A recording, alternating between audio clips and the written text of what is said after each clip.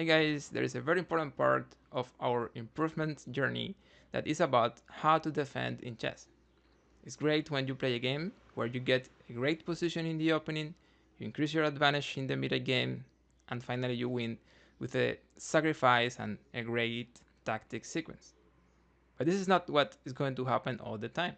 In many games, you will be forced to defend inferior positions. And this is a skill, it's something we study, something we can learn, and we can improve. In this video, I give you 3 tips about how to defend in chess. Let's get into it. So the first tip that we need to highlight is understand that the best defense is a counter attack. Let's see this in examples. In this position, it is black to move, and well, white is threatening right now the bishop on h5, and also if the bishop moves, for example, to take the queen, they are also taking on f7 with a checkmate position, and knight covers d7. So black to move here. What do you play in a situation like this? I'm going to make a pause here so you analyze it on your own, and I will say the answer very soon.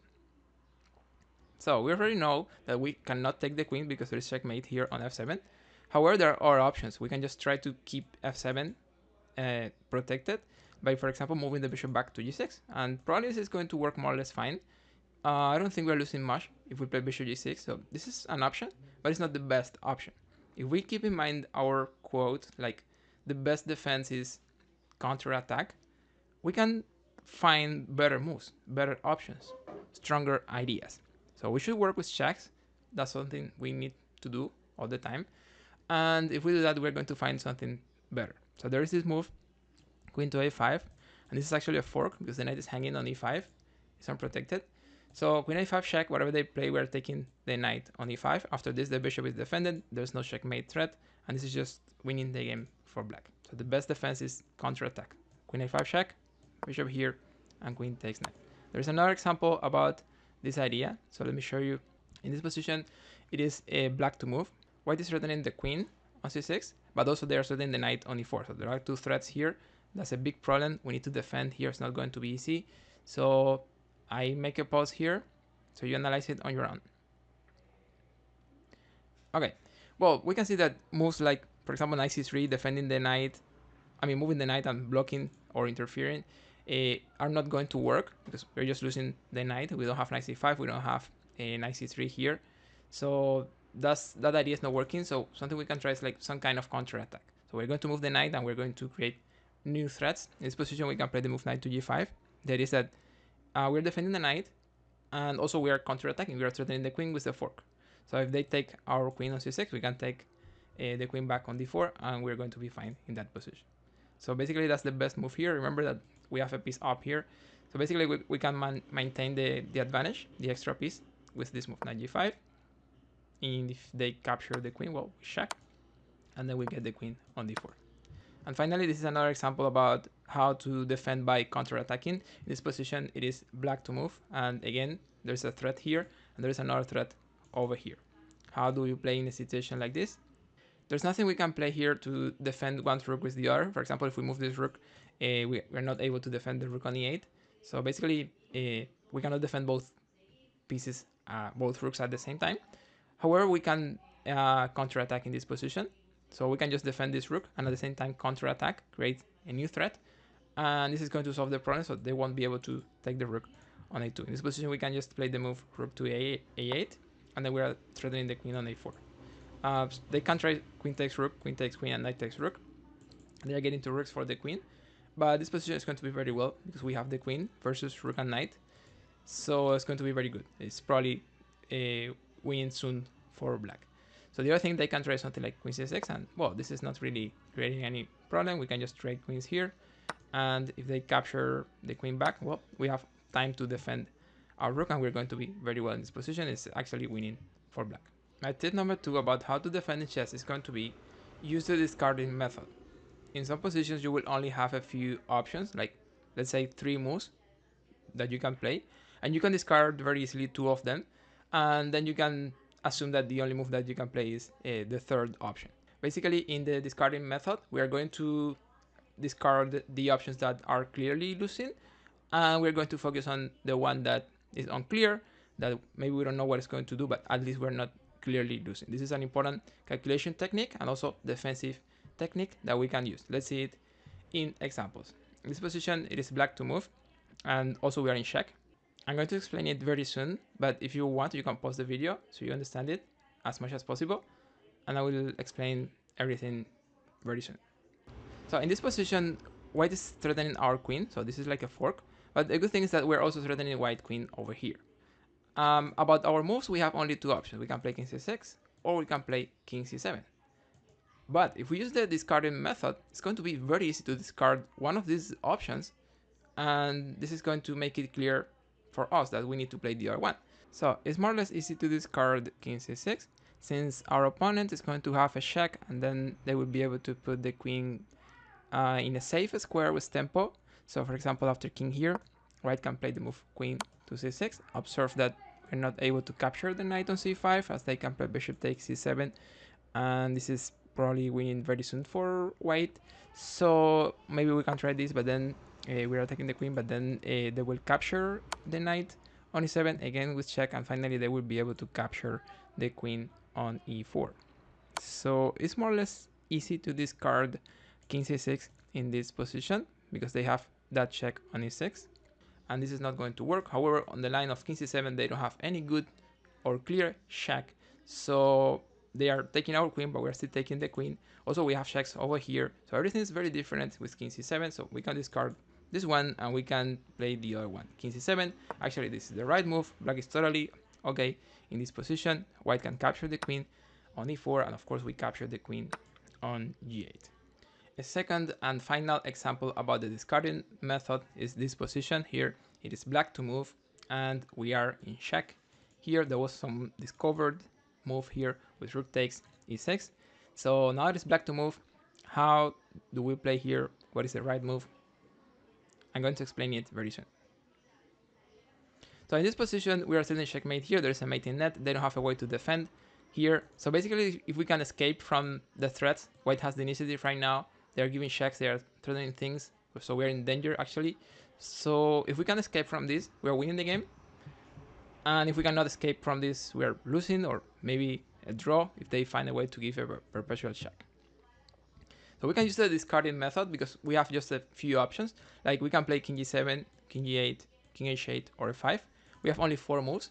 So it's not going to be hard to discard 3 moves, and we can decide to play the other one, which is, we can say it's unclear, but it's actually clear. And it's going to be the one that wins. So let's analyze this. It's very clear that king h8 is not going to work because they can play rook h6. And they will follow with queen h7. So it's mating 2. So we know that we can discard this move, king h8. So let's analyze, for example, king g7. So king g7 is not so clear how they can refute it. For example, if they play h6, we can go to h8 and we're good.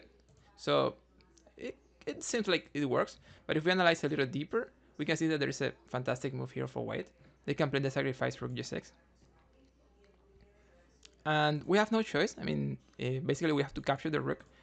And they will capture back with the queen. And they have at least a drop a perpetual check. So basically we can discard king g7 because they can play rook g6. And this is looking very bad. And something similar happens with king g8. So if we play king g8, they can still play rook here. And this is not going to look fine. They can, after pawn takes, queen takes, it's the same position we just analyzed after king g7. So that being said, we know that this is not working, this is not working, and this is not working. So the only move that could actually give us some hope is going to be f5. Of course, there's a problem with f5, and it is that they can capture en passant. However, if we analyze a little deeper, we can find something interesting. After f5, they capture en passant. There's actually this move, king to h8, and they don't have a good continuation after that. They don't have any good check. This time the rook cannot go to h6 because there is a pawn interfering that line. So this is actually more interesting than it seems. f5, they capture en passant, we just move the king, they don't have good checks. f5 is going to be the best move in this position. Remember, we have a mating net and we are winning here. So by using the discarding method, we could understand that these options are not going to be winning for us. However, f5 is going to lead to an unclear position with very good perspectives for black. And even if you cannot confirm all the information, it's looking like very good. It's maybe still unclear, but looking very good for black. So by using the discarding method, we were able to find that f5 is the best move in this position. Also, rook e7 is not getting much. You just move king h8. Again, you're very good. So f5, let's see it on the board. They can capture en passant. We play king h8 here, and there is nothing. Here, black is winning the game. Queen h7, you just take the queen. This is game over. There is a checkmate threat here that they cannot stop. Finally, my tip number 3 about how to defend in chess is going to be, don't forget brilliant moves. In some tough positions where it's really hard to defend, it's really hard to play, and it looks like we have already lost the game, there's nothing we can do, there might be strong, brilliant ideas, maybe sacrifices, that are just going to defend the position. That is going to happen a lot. So the idea is that maybe we should scan the position, looking for checks, captures, threats, brilliant ideas, before we actually resign or before we just admit that there's nothing good in the position and we're going to lose the game. So if we do that, maybe we can find brilliant ideas. That's why my tip is, don't forget brilliant moves that can work in tough positions. So let's see a couple of examples that are really interesting and instructive. In this position, it is black to move, and black can actually defend in this position. There is a checkmate threat here with rook e7. There is a mating net, and anyone could resign here because it looks like there is nothing here. However, black can save the game in this position. I give you some seconds and I will explain it. So in this position, black can save the game. If we scan the position with checks, captures, and threats, we can find this a little crazy idea of rook takes f3. Observe that rook takes knight is not going to work. They just take the rook, and we have the exchange down, and also we have a pawn down, so we don't have any chance in that position. So the mating net is very strong. We don't have a clear way to escape from this. However, rook takes f3 is a really nice option. If they don't capture the rook and they play king e4, for example, I think we can play rook f7 and we're going to be fine in that position. We are not going to lose here.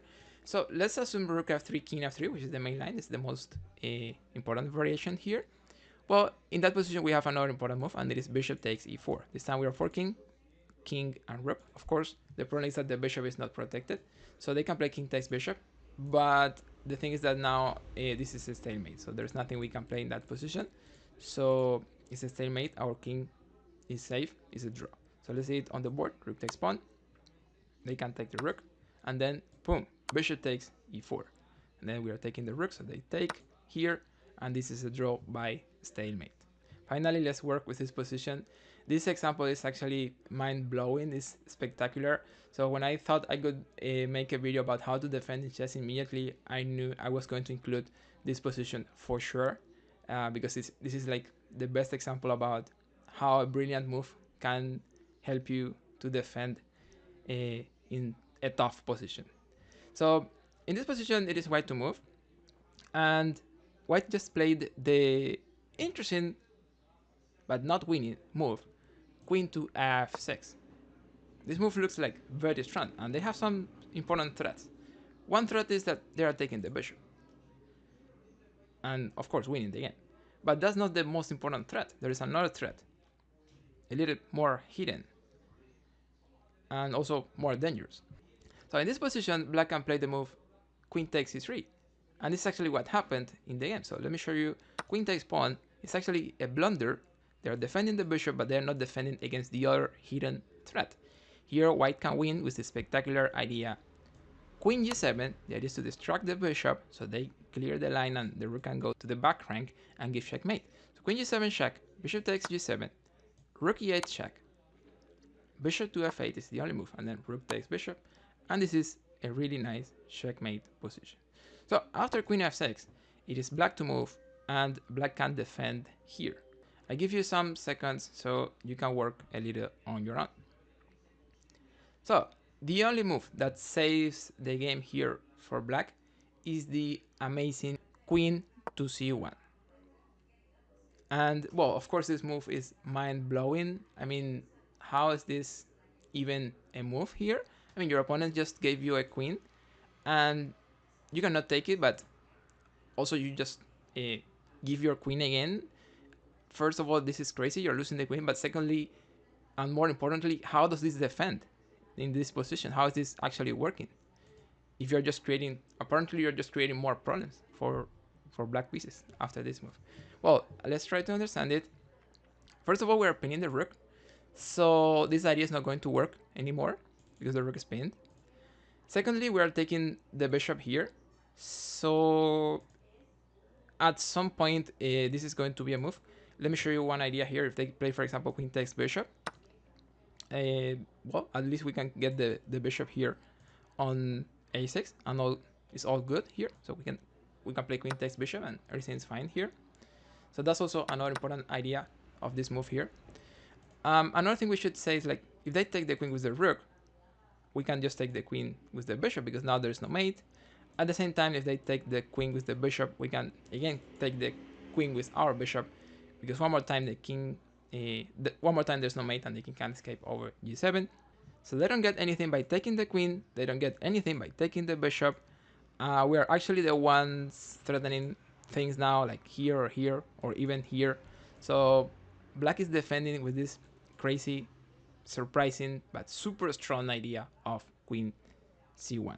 So these are 3 tips about how to defend in chess. If you guys have any question, let me know in the comments. Check out this video over here about how to calculate in chess. I'm sure it is going to be really interesting and helpful.